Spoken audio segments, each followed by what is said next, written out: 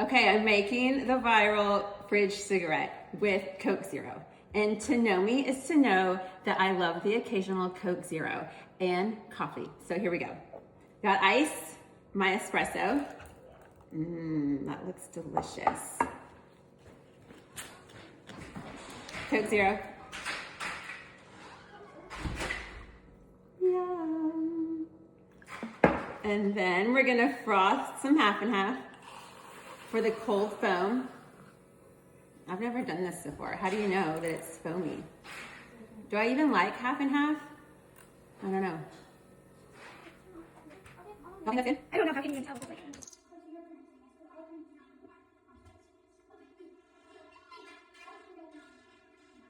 that looks pretty. No, do I mix it? Yeah. Oh my gosh. Let's try it.